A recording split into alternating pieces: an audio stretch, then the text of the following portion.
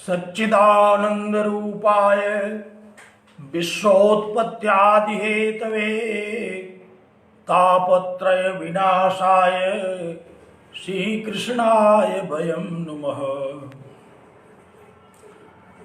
यं प्रव्रजन्तमनुपेतमपेत कृत्यं द्वैपायनो विरह कातरया जुहाव पुत्रेति तन्मयतया तरोभिनेदुः तं सर्वभूतहृदयं मुनिमानतोऽस्मि।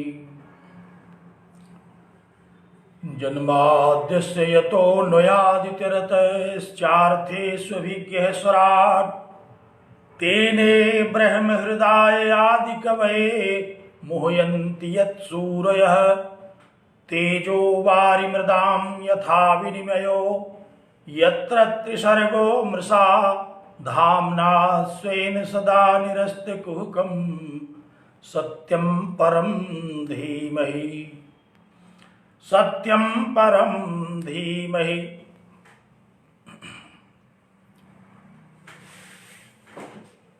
जगत विख्यात इलाहाबाद विश्वविद्यालय प्रयागराज के परास्नातक संस्कृत विभागीय उत्तरार्ध के प्रिय छात्रों छात्राओं पूर्व छात्रों और वेदांतानुरागी सज्जनों,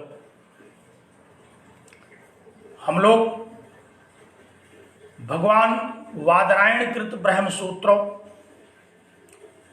और श्रीमदादि जगत गुरु शंकराचार्य कृत शारीरिक भाष्य पर चर्चा कर रहे हैं। चर्चा का यह क्रम चतुर्थ सूत्र में चल रहा है। आपको स्मरण होगा तत्व समन्वयात, इस चतुर्थ सूत्र में हम लोग प्रवेश कर चुके हैं। प्राणी मात्र के कल्याण के लिए और त्रिविध दुखों का विनाश करने वाला यह महनीय शास्त्र आप सब लोगों का कल्याण करे। इन शुभकामनाओं के साथ मैं आप सबको नमन करता हूं और नित्य शुद्ध बुद्ध मुक्त सत्य स्वभाव उस परम पिता परमेश्वर से यह प्रार्थना करता हूं कि आप लोगों का चित्त एकाग्र हो, बुद्धि कुशाग्र हो और इस महनीय शास्त्र को समझने में आप समर्थ बने। तो आइए विगत वक्तव्य में जहां से हम लोगों ने विराम लिया था वहां से आरंभ करते हैं।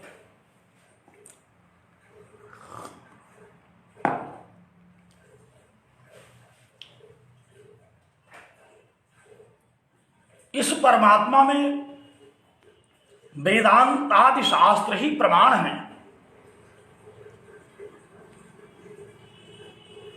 और यह आत्मज्ञान परम पुरुषार्थ की प्राप्ति के लिए परमोपयोगी है।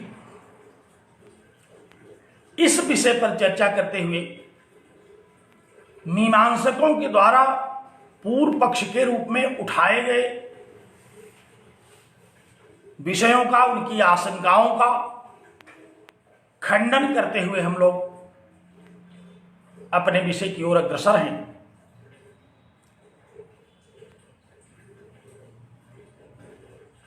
भाष्य की पंक्ति पर दृष्टि डालिए। भाष्य की पंक्ति को देखिए, पढ़िए। भाष्यकार की पंक्ति है, यत्तु हेयोपादेय रहितत्वात् उपदेशानार्थक्यम इति नैष दोषः। मीमांसकों के द्वारा उठाए गए सभी सवालों का एक एक करके भगवान भाष्यकार उत्तर दे रहे हैं।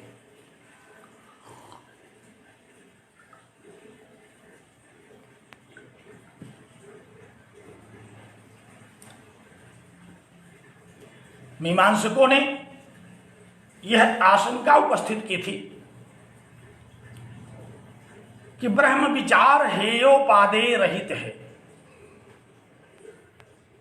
आपको याद होगा इसके पूर्व की पंक्तियों में हम लोगों ने मीमांसकों के उस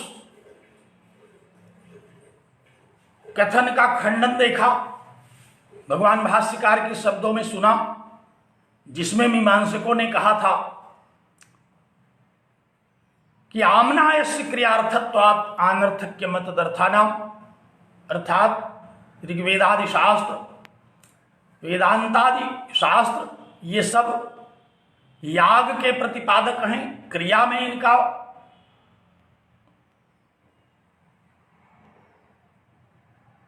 क्रिया के साथ ये अनुगत होते हैं। लेकिन भगवान भाष्यकार ने इसका खंडन किया। उन्होंने ऋग्वेद, यजुर्वेद, सामवेद, अथर्ववेद और इनके उपनिषदों के महावाक्यों के आधार पर यह प्रस्तुत किया कि सभी वेद, सभी वेदांत समन्वय पूर्वक केवल इस विषय का विवेचन करते हैं कि वेदों का प्रतिपाद्य एक अद्वैत ब्रह्म है। स्मरण आ रहा होगा आपको। और सभी उपनिषदों के ब्रह्म विषयक विचारों का उपक्रम से लेकर के उपसंहार तक विविध हेतुओं, अर्थवाद, प्रमाण, अभ्यास आदि के द्वारा भगवान भाष्यकार ने इसको समझाया और यह सुनिश्चित कर दिया कि सभी वेदों का एकमात्र प्रतिपाद्य परब्रह्म है, परमात्मा है। और समन्वय दिखाया उन्होंने, कैसे सामवेद का महावाक्य आरंभ से लेकर के उपसंहार तक ब्रह्म विचार प्रस्तुत करता है, कैसे ऋग्वेद के महावाक्य उपक्रम से लेकर के उपसंहार तक ब्रह्म विचार प्रस्तुत करते हैं, किस प्रकार से यजुर्वेद के महावाक्यों के द्वारा उपक्रम से लेकर के उपसंहार तक ब्रह्म विचार प्रस्तुत किया गया, और अथर्ववेद के द्वारा महावाक्यों से किस प्रकार ब्रह्म विचार आरंभ किया गया। तो उपक्रम से लेकर के उपसंहार तक केवल अद्वैत ब्रह्म ही प्रतिपाद्य है। इस बात का स्थापन, इसका प्रस्तुतिकरण भगवान भाष्यकार ने वेदों को ही उद्धृत करके, वेदों के प्रमाणों को उद्धृत करके, उपनिषदों के महावाक्यों को उद्धृत करके और विविध प्रकार से तर्कों से, हेतुओं से, प्रमाणों से इस बात का उन्होंने प्रतिपादन किया। अब जो दूसरा सवाल था मीमांसकों का, क्या था दूसरा सवाल? आपको स्मरण होगा। मीमांसक कहते हैं कि देखिए, इस संसार में सब कुछ साध्य है, धर्म साध्य है, यज्ञ साध्य है, अर्थ साध्य है, सब कुछ हमें प्राप्त करने के लिए क्रियाओं का आश्रय लेना पड़ता है। कोई भी ऐसी वस्तु नहीं है जिसको प्राप्त करने के लिए अथवा जिसका परित्याग करने के लिए हमें क्रिया का आश्रय न लेना पड़े। और ब्रह्म विचार, ब्रह्म एक ऐसा सिद्ध वस्तु है, एक ऐसा तत्व है जिसके विषय में किसी प्रकार की क्रिया का कोई उपयोग नहीं है।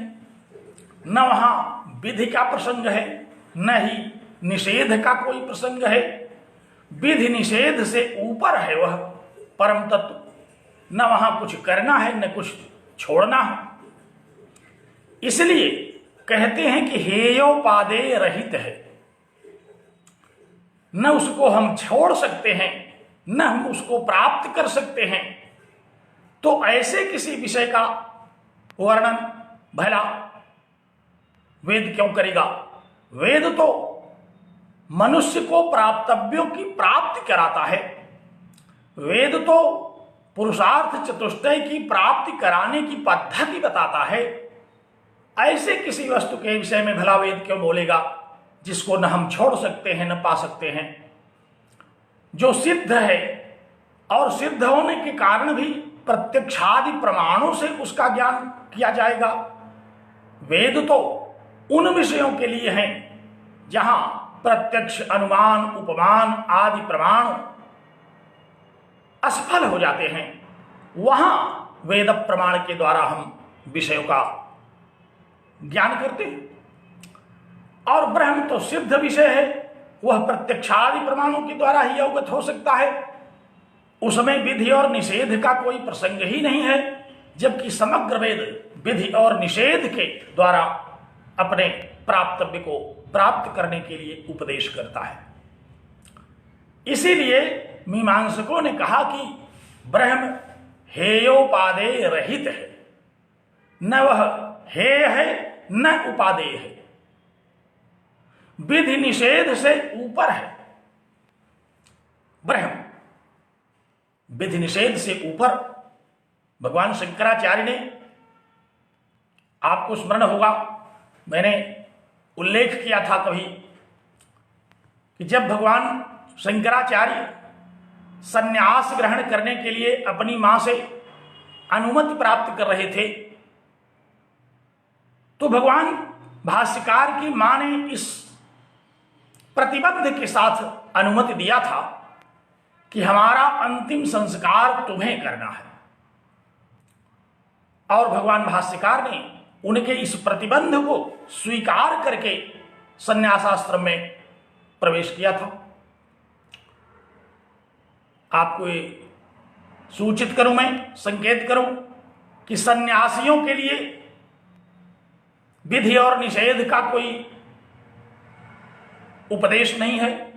सन्यासी श्राद्ध इत्यादि कर्मों से ऊपर हैं, क्योंकि वेदांत तो यह कहता है कि अजो नित्य शाश्वतोयम पुराण, यह आत्मा अजर अमर है, ये मरता ही नहीं। फिर इसका श्राद्ध, इसका तर्पण क्या, ये तो केवल शरीर का परिवर्तन करता रहता है। शरीरों के परिवर्तन के साथ विषयों की प्राप्ति के लिए विविध प्रकार के शरीरों को प्राप्त करता है।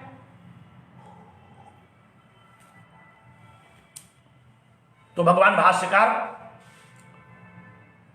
के इस वचन को सभी मीमांसकों ने बड़े परिहास के साथ स्वीकार किया। उन्होंने कहा कि बताइए ये कैसे सन्यासी हैं, ये अपनी मां का दाह संस्कार करेंगे, श्राद्ध करेंगे, तथापि जब वह अवसर आया, भगवान भाष्यकार की मां ने शरीर को छोड़ा और भगवान भाष्यकार को यह आभास हुआ कि अब उनकी माता का यह पांच भौतिक शरीर नहीं रहा, तो वे उपस्थित हो गए और वहां सभी मीमांसक, सभी कर्मकांडी एकत्र थे। और जब भगवान भाष्यकार वहां उपस्थित होकर के श्राद्ध क्रिया इत्यादि के लिए प्रवृत्त होने चले, तो उन मीमांसकों ने उन्हें रोका और वहीं शास्त्रार्थ उपस्थित कर दिया।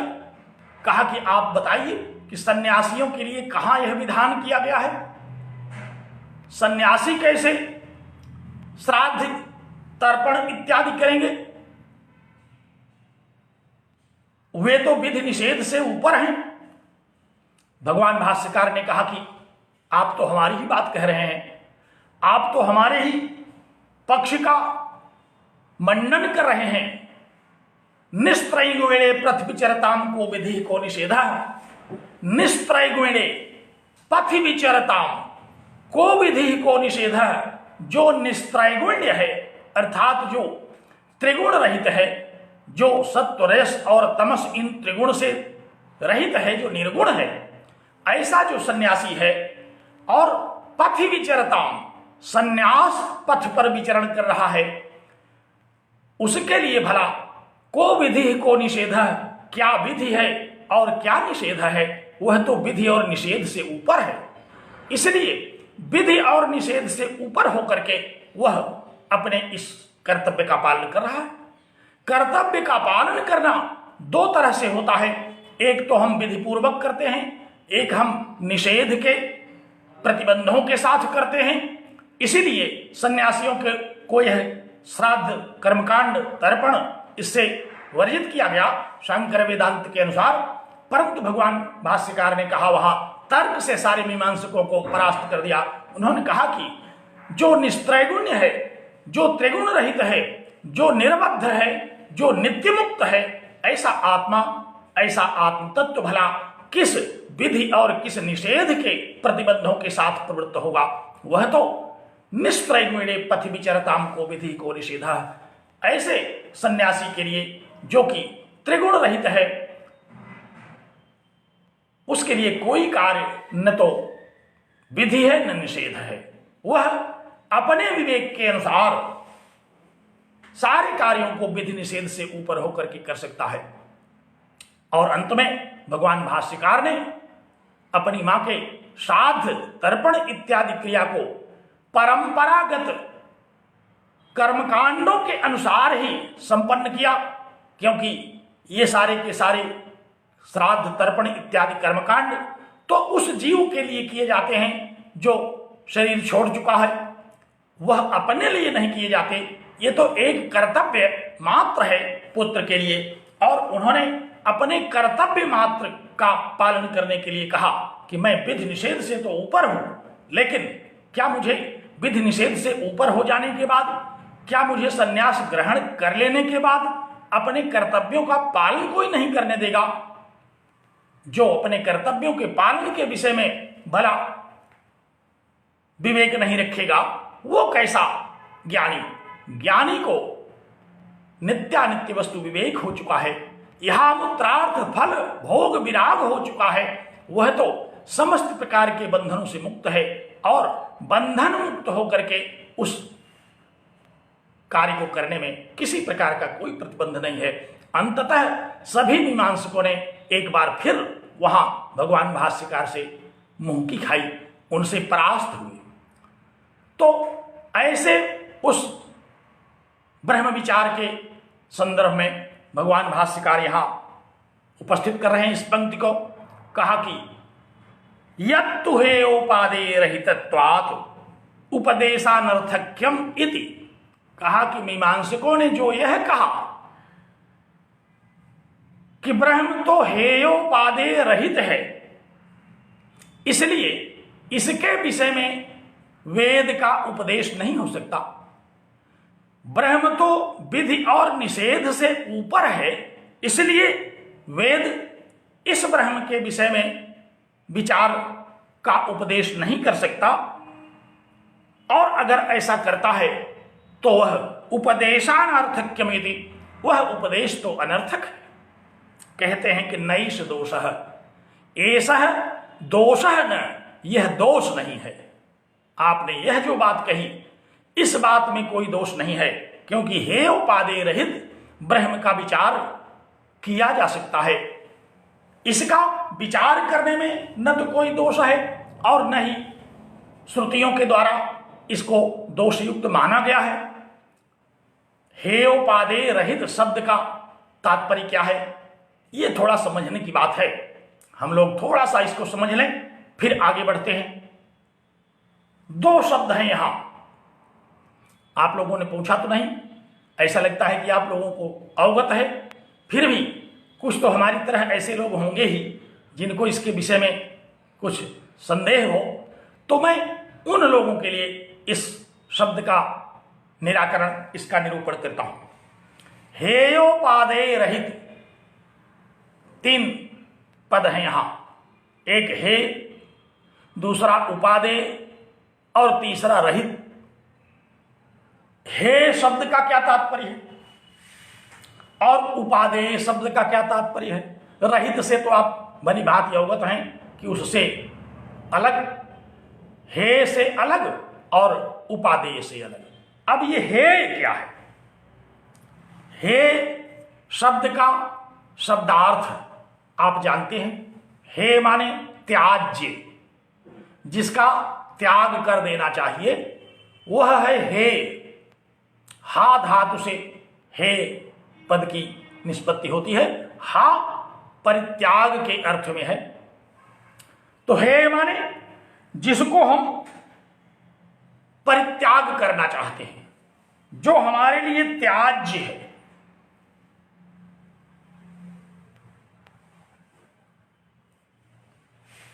क्या है त्याज्य? उदाहरण से थोड़ा समझिए। जैसे आप अंधेरे में चले जा रहे हैं, आपके पैर में सांप ने लपेट लिया। अब वह सांप आपके लिए त्याज्य है, आप उसको त्यागना चाहते हैं। किस प्रकार आप उस सांप को त्याग दें कि उससे आपको कोई हानि ना हो? अब आप वहां विचार करेंगे कि इसको कैसे त्यागा जाए। हाथ से पकड़ करके अगर उस सांप को छुड़ा करके फेंकने के लिए विचार करें तो हाथ में लपेट लेगा, पैर में तो लपेटे ही है। अब आप वहां इसका विचार करते हैं कि यह है। क्या है ये? हे। इसकी हेयता पर विचार करते हैं, यह त्याज्य है, त्याग करने योग्य है। यह अंधेरे में एक बार हम लोग रात में विचरण कर रहे थे, एक आचार्य हम लोगों के साथ थे, उनके पैर में सांप ने लपेट लिया। अब वो उछल पड़े, 4-5 बार उछले तो सांप ने कृपा पूर्वक बिना काटे छोड़ दिया उनको। विचार किया उन्होंने कि कैसे किया जाए, कैसे है इस त्याज्य को कैसे छोड़ा जाए। और ऐसा नहीं है कि कहीं ये पद्धति लिखी है कि उछलना चाहिए। वहां तो आचार्य प्रवर ने बिना कुछ सोचे विचारे तात्कालिक गतिविधि उनके शरीर में ऐसी हुई कि उछलने लगे और वह सांप सोचा कि ये कहां हम फंस गए, भाग खड़ा हुआ। है जो भी वस्तु हमको प्राप्त हो उसको हम छोड़ना चाहें, इसी को कहते हैं हे। कोई वस्तु ऐसी हो जो हमें प्राप्त तो है लेकिन हम उसको छोड़ना चाहते हैं। जैसे हमने उदाहरण दिया, पैर में कोई सर्प लपेट लिया, अब हम उसको छोड़ना चाहते हैं। ये है, त्याज्य है। इसको छोड़ने का विचार तत्काल उठ पड़ता है। एक दूसरी प्रकार का भी हे होता है। मान लीजिए हम अपने पैर में घुंघरू बांधते हैं, पायल पहनते हैं और कदाचित उस पायल को हमने सर्प समझ लिया है, तो वह पायल, पैर में पायल पहना जाता है तो आप सब भली भांति जानते हैं। पायल एक आभूषण है जिसमें घुंघरू इत्यादि भी लगे होते हैं। बच्चे भी प्रायः पायल बांध करके छमक छमक चलते हैं। नर्तक लोग भी घुंघरू बांधते हैं और प्रायः माताएं बहनें भी बहुत प्रेम से इस आभूषण को ग्रहण करती हैं। तो अब उस पायल को पैर में धारण ही किया जाता है और कदाचित ये भ्रम हो गया कि हमारे पैर में सांप ने लपेट लिया, सर्प ने लपेट लिया। अब वह भी हमारे लिए है, त्याज्य है। उस पर भी हम विचार करना आरंभ करते हैं कि कैसे इस सर्प से मुक्ति मिले। ध्यानपूर्वक सुन रहे हैं ना? अभी मैं केवल हे पर चर्चा कर रहा हूं। हे त्याज्य, त्यागने योग्य। और मैंने 2 दृष्टांत उपस्थित किए। एक तो वह दृष्टांत दिया जैसे पैर में अंधकार इत्यादि में कोई सर्प लपेट लिया हो और हम उससे बचने का, उसको त्यागने का उपाय सोच रहे हैं। दूसरा यह कि हमने स्वतः धारण किए हुए अपने पायल में ही सर्प का आरोप कर लिया, सर्प का भ्रम हो गया, सर्प का अध्यास हो गया, सर्प का विवर्त वहां प्रतीत हो रहा है और हम उस विवर्त से मुक्त होना चाहते हैं। तो दो प्रकार के हेय विद्वानों ने यहां दृष्टांत स्वरूप उपस्थित किया। ये दोनों हेय हैं, हम इनको छोड़ना चाहते हैं और इनको छोड़ने के लिए क्या करते हैं, इनको छोड़ने के लिए विचार करते हैं। तो जो प्रथम हेय है उसके लिए तो हमें कर्म करना पड़ता है। हम असली जो सर्प है जो पैर में लपेटे है उससे मुक्त पाने के लिए कोई न कोई क्रिया करते हैं, तब वह छोड़ करके भागता है। लेकिन जो दूसरा भ्रम है, जो दूसरा है पायल को जो हमने सर्प समझ लिया, उसके विषय में केवल विचार मात्र से हम मुक्ति पा जाते हैं। केवल ध्यान से देखा उसको प्रकाश में और उसके देखते ही हमें पता चल गया कि ये सर्प नहीं, ये तो पायल है। केवल विचार से बिना किसी क्रिया को किए हमें उस हेय से मुक्ति मिल गई। जो सर्पारोप था पायल में, उस सर्पारोप से मुक्ति मिल गई। लेकिन जो दूसरा वाला हेतु है, जो वस्तुतः सर्प ने लपेटा, उसको छोड़ने के लिए हम विचार भी करते हैं और क्रिया भी करते हैं। एक हेय ऐसा है जिसको त्यागने के लिए हम विचार भी करते हैं और क्रिया भी करते हैं। दूसरा हेय ऐसा है जिसको त्यागने के लिए हम केवल विचार करते हैं। मुझे लगता है कि आप हेय शब्द का तात्पर्य समझ गए होंगे।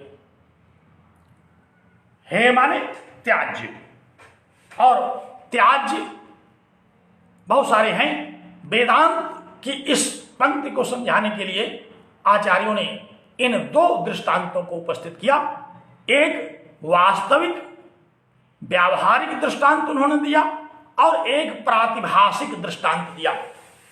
एक व्यावहारिक दृष्टांत के रूप में उन्होंने पैर में लिपटे हुए सर्प का उल्लेख किया और दूसरा प्रातिभाषिक दृष्टांत प्रस्तुत किया जो पैर में पायल ही सर्प के रूप में प्रतीत होने लगा है। और इस हेय को छोड़ने के लिए, इस हेय से मुक्ति प्राप्त करने के लिए यह देखा हम लोगों ने कि एक हेय है ऐसा जिसको हम छोड़ने के लिए क्रिया में लगे तब उसने पीछा छोड़ा। लेकिन दूसरा हेय ऐसा है जो कि केवल विचार मात्र से छूट गया। और दूसरा शब्द क्या है? उपादेय। उपादेय शब्द से क्या तात्पर्य है? जिसको हम प्राप्त करना चाहते हैं, जो ईप्सित है। उपादेय माने जो प्राप्त तो नहीं है, हम प्राप्त करना चाहते हैं। यह भी दो प्रकार का बताया आचार्यों ने। इसमें भी दो प्रकार के दृष्टांत आए। संसार में कोई भी वस्तु हम प्राप्त करना चाहते हैं, जैसे कोई व्यक्ति अपने गांव जाता है तो वह अपने ग्राम को प्राप्त करना चाहता है। जैसे कोई व्यक्ति विश्वविद्यालय जाता है तो वह विश्वविद्यालय में पहुंचना चाहता है। यह उपादेय है और इस उपादेय को प्राप्त करने के लिए उसे क्रिया में सन्नद्ध होना पड़ता है, उसे क्रिया करनी पड़ती है। कोई भी अवाप्तव्य वस्तु को हम प्राप्त करने के लिए क्रिया में संलग्न होते हैं। उपादेय शब्द का तात्पर्य आपने समझा, जिसे प्राप्त करना है, जो हम प्राप्त करना चाहते हैं। पहले प्रकार का उपादेय है हमारे लिए जो उपयोगी है, हम उसको प्राप्त करना चाहते हैं, उसके लिए हम कोई क्रिया करते हैं। मान लीजिए हमें पुस्तक खरीदना है, हम पुस्तक प्राप्त करना चाहते हैं। पुस्तक प्राप्त करने के लिए हमें पुस्तक की दुकान तक जाने की प्रक्रिया करनी होगी, पुस्तक के पुस्तकालय तक हमको पहुंचने की क्रिया को करना होगा। तो ऐसा उपादेय है जिसको प्राप्त करने के लिए हम क्रिया में संलग्न होते हैं। उपादेय है, ये क्या है? उपादेय है। इसको प्राप्त करने के लिए हम कोई न कोई क्रिया करते हैं। और एक दूसरे प्रकार का उपादेय भी आचार्यों ने यही बताया। कहा जैसे किसी ने हार धारण कर लिया है और शाल इत्यादि ओढ़ लेने के कारण उसको यह ज्ञान होने लगा कि भ्रम होने लगा कि हमारा हार तो गायब हो गया। वेदांत सार में आप लोगों ने ग्रीवास्थ ग्रीवैक न्याय पढ़ा हुआ। वहां क्या है? ग्रीवास्थ माने ग्रीवा में स्थित, गर्दन में स्थित, गले में लटका हुआ जो हार है, वह अचानक हमको ऐसा लगा कि गायब हो गया और अब हम उसको प्राप्त करने के लिए दौड़ने लगे। विविध प्रकार के कृत्य हमने उसको प्राप्त करने के लिए किया, लेकिन वह हार जो भ्रमवश गायब हो गया है वो हमको क्रियाओं से प्राप्त नहीं हुआ, बल्कि केवल विचार से प्राप्त हुआ। जैसे ही किसी विवेकी ने आकर के कहा कि तुम अपना यह शाल हटाओ, और शाल हटाने के बाद उसने देखा कि वह हार उसके कंठ में ही है और वह उपादेय वस्तु उसको प्राप्त हो गई। ऐसा लगा कि नए सिरे से उसको वह हार प्राप्त हुआ। उपादेय है तो प्राप्त, नित्य प्राप्त है, उसको पहन रखा है, लेकिन भ्रमवश गायब हुआ। भ्रमवश उसको वह उपादेय मान रहा है और अन्य जो वस्तुएं हैं उनको हम प्राप्त करने के लिए जो प्रवृत्त होते हैं, जो उपादेय वस्तुएं हैं, तो दो तरह से हम लोगों ने देखा। उपादेय भी दो तरह का है। एक उपादेय को प्राप्त करने के लिए हमें क्रिया में लगना पड़ता है, दूसरा उपादेय जो भ्रमवश हमें उपादेय प्रतीत हो रहा है उसमें केवल विचार मात्र, केवल ज्ञान मात्र कर लेना पड़ता है। और हे भी इसी प्रकार का हमने देखा। एक हे ऐसा है जिसको छोड़ने के लिए हमें क्रियाओं में रहना पड़ता है, और दूसरा हे ऐसा है जो हमें केवल विचार से छोड़ देने का सुख प्रदान करता है। तो हे और उपादेय ये दो शब्द हैं। हमने इन दोनों शब्दों के द्वारा दो दो उदाहरण प्रस्तुत किए। हे के भी दो उदाहरण प्रस्तुत किए, उपादेय के भी दो उदाहरण प्रस्तुत किया हमने। लेकिन यह परमात्मा कैसा है? कहा कि ये हेयोपादेय रहित, ये हे और उपादेय से रहित है। ये हे और उपादेय से रहित है, इसमें न कुछ छोड़ने योग्य है, क्योंकि जीव के रूप में वह परमात्मा तो हमें नित्य प्राप्त है, हम कभी भी उसको नहीं छोड़ सकते। हे नहीं है और उपादेय भी नहीं है, क्योंकि जो नित्य वस्तु है, जो नित्य प्राप्त है, भला हम उसको क्या प्राप्त करेंगे? वह तो प्राप्त ही है। तो प्राप्त की प्राप्ति है। यहाँ जो भ्रम हमें होता है, जो व्यावहारिक और पारमार्थिक, जो व्यावहारिक और प्रातिभाषिक अज्ञान है, हम केवल उस व्यावहारिक और प्रातिभाषिक अज्ञान से ब्रह्म विचार कर लेते हैं। उसमें किसी प्रकार की क्रिया की आवश्यकता नहीं होती। लेकिन जो सांसारिक उपादेय वस्तुएं हैं, जो सांसारिक हे वस्तुएं हैं, उनके लिए हमें क्रिया में लगना पड़ता है। यही मीमांसकों का कहना था कि हम यज्ञ के द्वारा सुख इत्यादि की प्राप्ति करते हैं, परंतु यहां परम तत्व का ज्ञान केवल वेदांत विचार के द्वारा, केवल वेदांतोक्त महावाक्यों के विचार के द्वारा हमें हो जाता है। यह न तो हमारे लिए हे है, न ही उपादेय है, न ही इसमें हमको किसी प्रकार की क्रिया करनी है, न ही इसमें हमें किसी प्रकार के यज्ञ का अनुष्ठान करना है। यह तो हमें नित्य प्राप्त है, इसलिए हम इसको छोड़ नहीं सकते, और नित्य प्राप्त होने के कारण हमें इसको प्राप्त भी नहीं करना है। तो हेयोपादेय रहित है, यह जो आत्म तत्व है परमात्मा, ये हेयोपादेय रहित है। तो मीमांसकों ने यह जो आरोप लगाया कि हेयोपादेय रहित होने के कारण इसका विचार वेदोपदिष्ट नहीं है, इसका निराकरण कर दिया। भगवान भाष्यकार ने कहा कि नैष दोष है, ब्रह्म विचार श्रुतियों के द्वारा किया जा रहा है, इसमें किसी प्रकार का दोष नहीं है। जिन मीमांसकों को इसमें दोष दिखाई पड़ रहा है वे अपने बुद्धि को शुद्ध करें, क्योंकि नैष दोष है, इस ब्रह्म विचार, इस ब्रह्म चिंतन, इस ब्रह्म के उपदेश में समन्वित ऋग्वेद आदि सभी वेदों और उपनिषदों के महावाक्य ये प्रवृत्त होते हैं। इसलिए और यह जो कहा कि विधि निषेध से ऊपर होने के कारण इसका कोई फल नहीं है, इससे कुछ प्राप्त नहीं होगा, कहा कि नहीं नहीं इससे प्राप्त होगा। क्या प्राप्त होगा? कहा कि हेयोपादेय शून्य, जो हे और उपादेय से शून्य है ब्रह्म, उसकी आत्मता, मैं ही ब्रह्म हूं, हमारा जीव ही ब्रह्म है, उसकी जो यह आत्मता है यह प्राप्त होता है। और यही सर्व क्लेश प्रहाणात् पुरुषार्थ सिद्ध है। यही समस्त प्रकार के क्लेशों का प्रहाण करने वाला है, त्रिविध दुखों को दूर करने वाला है और परम पुरुषार्थ की सिद्धि करने वाला है। तो इससे बड़ी उपलब्धि और क्या होगी? वेदांत विचार के द्वारा जो उपलब्धि हो रही है, परम पुरुषार्थ की जो प्राप्ति हो रही है, यही तो उपलब्धि है। इसलिए मीमांसकों का यह कहना कि विधि निषेध से ऊपर होने के कारण, हे उपादेय रहित होने के कारण ब्रह्म विचार का कोई फल नहीं है, ये बात ठीक नहीं है।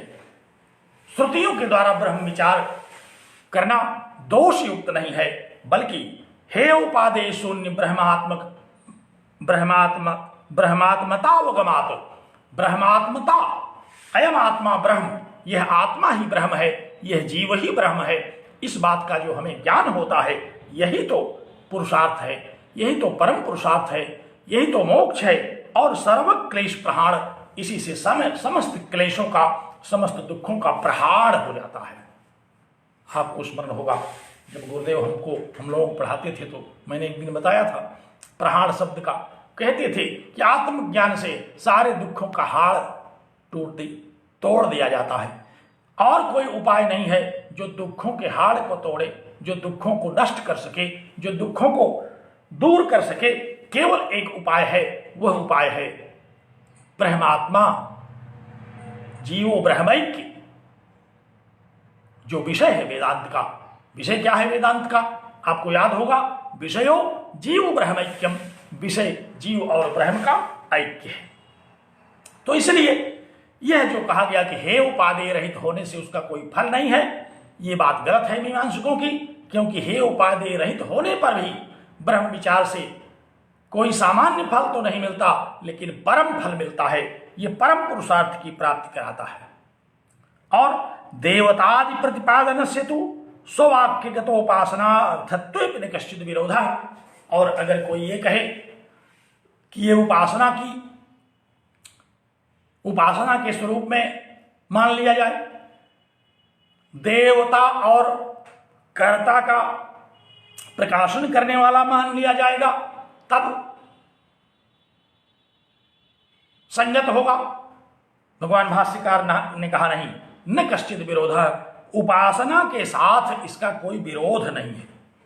उपासना के साथ ब्रह्म विचार का कोई विरोध नहीं है, लेकिन जैसा मीमांसक कह रहा है उपासना का अंग होना, वह बात नहीं है। कहा न तु तथा, न तु तथा, तथा न तु, उस प्रकार नहीं है जैसा मीमांसक कह रहा है।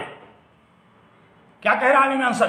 कहता है उपासना विधि से सत्वम, उपासना विधि का अंग है ब्रह्म, अर्थात उपासना अंगी है और ब्रह्म अंग है, ऐसा नहीं है। इस प्रकार नहीं है जैसा मीमांसक समझता है। उपासना का उपयोग तो है, उपासना की आवश्यकता तो है। हम लोगों ने पढ़ा है, जब साधन चतुष्टय संपन्न होने के लिए साधना होती है तो वहां नित्य नैमित्तिक प्रायश्चित्त उपासना अनुष्ठान निर्गत निखिल कलमस्तया, वहां हम लोगों ने पढ़ा था कि उपासना इत्यादि करने से कलमश दूर होता है। अंतःकरण के जो कलमश हैं ये उपासना से दूर होते हैं, और जैसे ही अंतःकरण का कलमश दूर होता है और वो नितांत निर्मल अंतःकरण हो जाता है, वहां उस ब्रह्म का अपरोक्ष उठता है। तो उपासना का उपयोग है, लेकिन उस प्रकार का उपयोग नहीं है जिस प्रकार का उपयोग, जिस प्रकार का कथन ये मीमांसक कह रहे हैं। कहते हैं कि न तो तथा उपासना विशेषत्वम, ये ब्रह्म उपासना के अधीन नहीं है, उपासना के अधीन नहीं है कि उपासना की जाएगी तब ब्रह्म का विचार, तब ब्रह्म की प्राप्ति होगी, बल्कि ये उपासना अपने चित्त को, अपने अंतःकरण को निर्मल करने का एक उपाय है, एक साधना है। इस प्रकार से उपासना का उपयोग तो है, इस प्रकार से उपासना की उपयोगिता है, लेकिन ये उपासना के अधीन है कि उपासना से ब्रह्म की प्राप्ति होगी। जो उपासना नहीं करेगा उसको ब्रह्म की प्राप्ति नहीं होगी, ऐसी बात नहीं है। उपासना से चित्त निर्मल होगा। चित्त निर्मल करने के बहुत सारे उपाय वेदांतों में बताए गए। कर्मयोग की साधना से चित्त निर्मल होता है, नित्य नैमित्तिक प्रायश्चित कर्म करने से चित्त निर्मल होता है, उसमें एक उपासना भी है। लेकिन केवल उपासना से ब्रह्म ज्ञान होगा, केवल उपासना से ब्रह्म की प्राप्ति होगी, ऐसी बात नहीं है। तो भगवान भाष्यकार ने कहा कि न तो तथा ब्रह्मण है उपासना विधि शेषत्वम, ब्रह्म उपासना विधि का अंग उस प्रकार नहीं है जैसा मीमांसक ने समझा, क्योंकि ब्रह्म तो वेदांत विचार से होगा, ब्रह्म ज्ञान तो वेदांत विचार से होगा, और वेदांत का ज्ञान नितांत निर्मल अंतःकरण से होगा, और अंतःकरण को निर्मल करने के लिए नित्य नैमित्तिक प्रायश्चित इत्यादि कर्मों के साथ उपासना का भी अपना एक योगदान होता है। लेकिन केवल उपासना से ब्रह्म ज्ञान हो जाएगा, ऐसी बात नहीं है। तो भगवान भाष्यकार ने यहां कहा कि इसमें कोई दोष नहीं है, उपासना के साथ ब्रह्म विचार का कोई विरोध नहीं है, बल्कि वह तो उपयोगी तत्व है, उससे चित्त निर्मल तो होता ही है। और जब ब्रह्म ज्ञान हो जाता है तब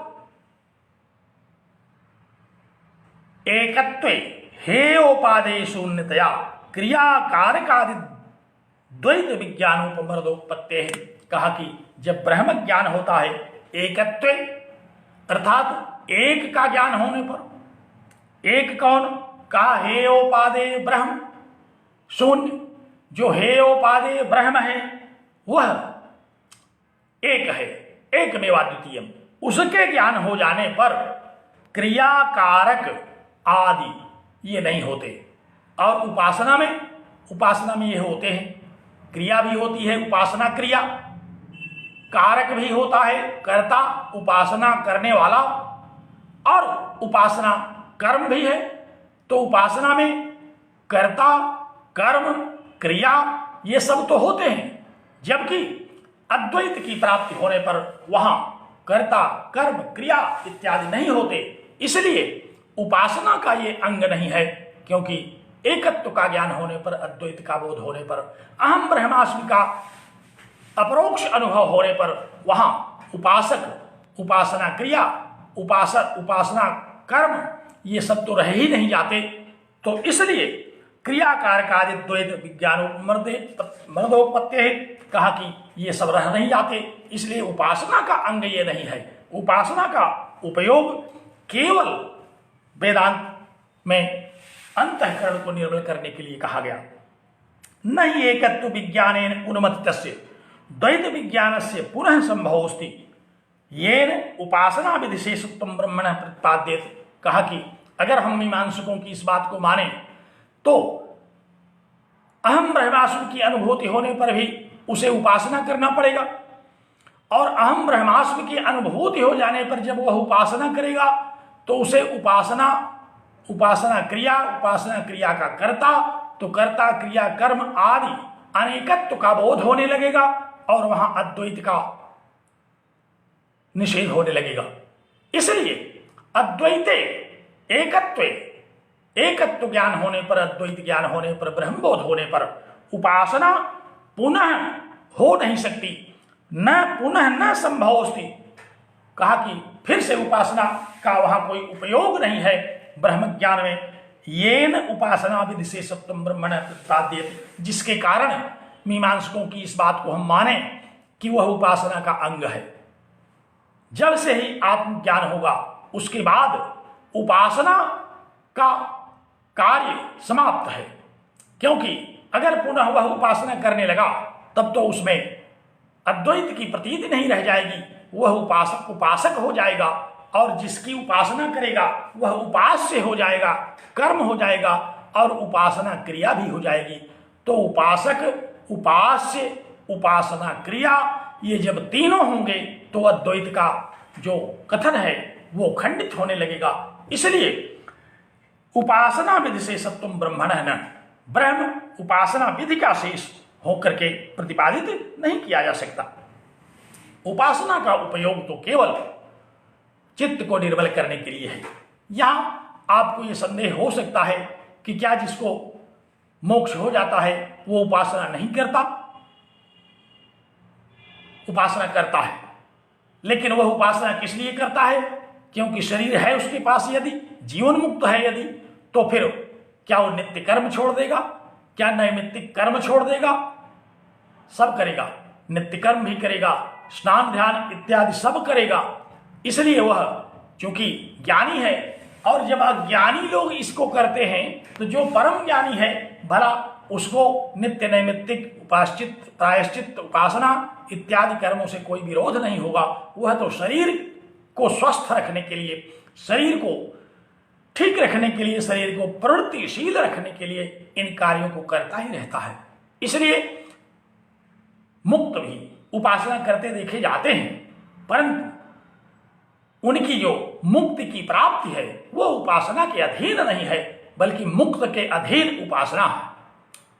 तो कहा कि इसलिए यद्यपि अन्यत्र वेदवाक्यानां विधि संस्पर्श मंत्रेण प्रमाणत्वं न दृष्टम, कहा कि यद्यपि इस ब्रह्म विचार को छोड़ करके वेद में सर्वत्र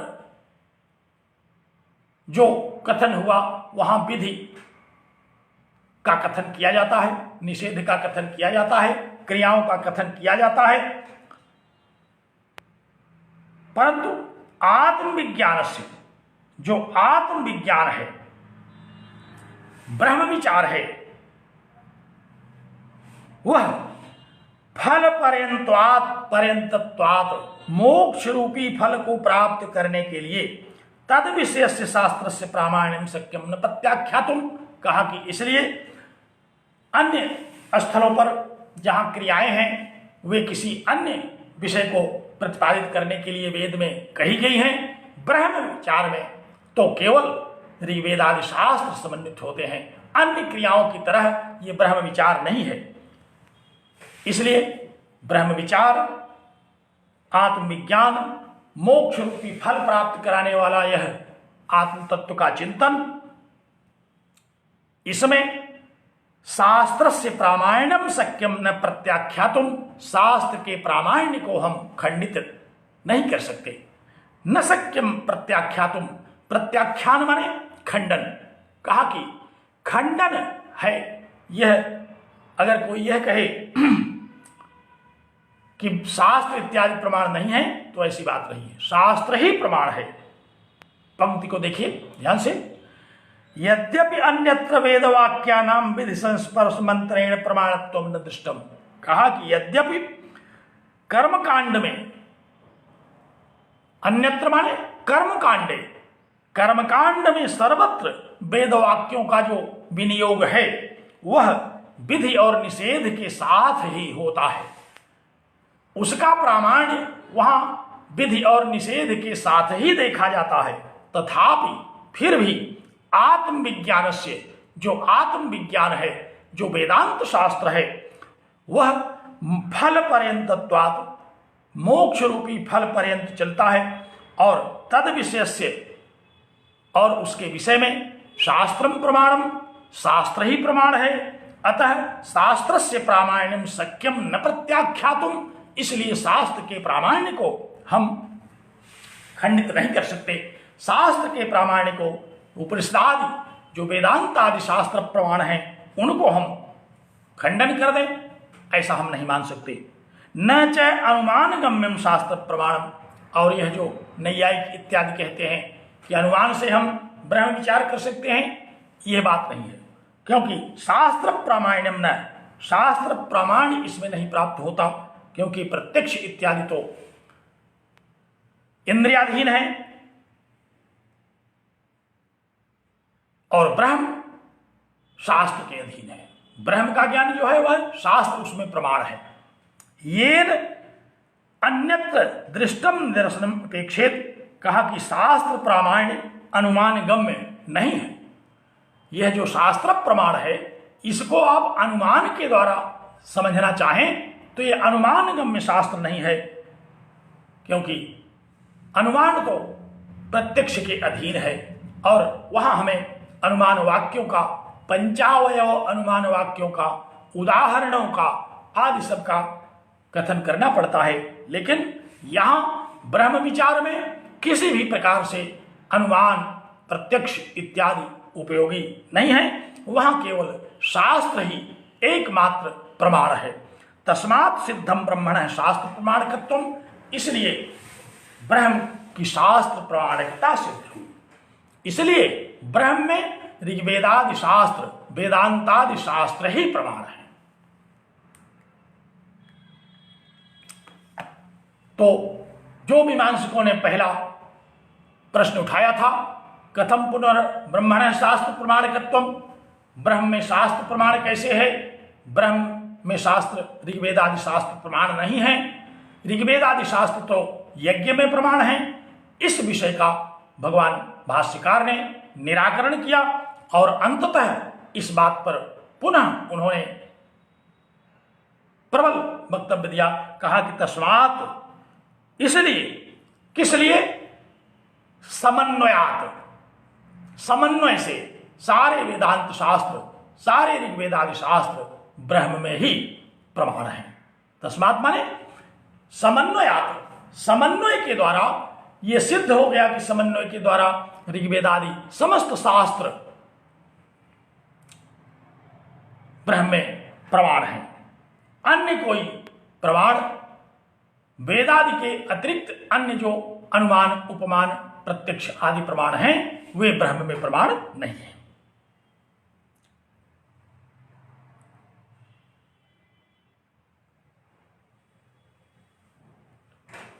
तो यहां तक हम लोगों ने मीमांसकों के द्वारा उठाए गए एक बड़े सवाल का खंडन किया, जिसमें उन्होंने यह कहा था कि ब्रह्म विचार पुरुषार्थ रहित है, हे उपादेय शून्य ब्रह्म का कोई फल नहीं है, और ब्रह्म विचार में वेद समन्वित नहीं होता। यहां तक भगवान भाष्यकार ने कहा कि नहीं, सभी वेद समन्वय से ब्रह्म का ही विचार करते हैं। सभी वेदों का संगति ब्रह्म के साथ ही है और ब्रह्म विचार परम पुरुषार्थ को प्रदान करने वाला है। तस्मात् ब्रह्मण शास्त्र प्रमाणकत्वम, इसलिए ब्रह्म में शास्त्र प्रमाण है। एक प्रश्न है आपकी परीक्षा में, एक प्रश्न यह आ सकता है जिसको हम इस तरह से कह सकते हैं, कथम पुनर्ब्रह्मण शास्त्र प्रमाणकत्वम। इस कथन का विवेचन कीजिए। तो आप इस कथन का विवेचन यहां तक करेंगे। अब इसके बाद दूसरे प्रश्न का उन्होंने विवेचन आरंभ किया। दूसरा प्रश्न क्या है, दूसरे प्रश्न का पूर्व पक्ष क्या है, दूसरे प्रश्न में फिर भगवान भाष्यकार किस प्रकार से उत्तर प्रस्तुत करते हैं, इस पर हम पुनः चर्चा करेंगे। कल हम इस पर फिर से व्याख्यान करेंगे। आज अब इसी प्रसंग पर हम अपने व्याख्यान को बंद करते हैं, विराम करते हैं। आप सारे लोगों को बहुत बहुत धन्यवाद, बहुत साधुवाद। आप अच्छी संख्या में आज उपस्थित हुए और वेदांत शास्त्र का श्रवण किया। मुझे भरोसा है कि आप समझे भी होंगे। जहाँ न समझे हों, हमें आप उसका शंकाओं का संकेत करें, मैं उसका निराकरण यथामति करने की पूरी चेष्टा करूँगा। बहुत बहुत धन्यवाद, बहुत साधुवाद।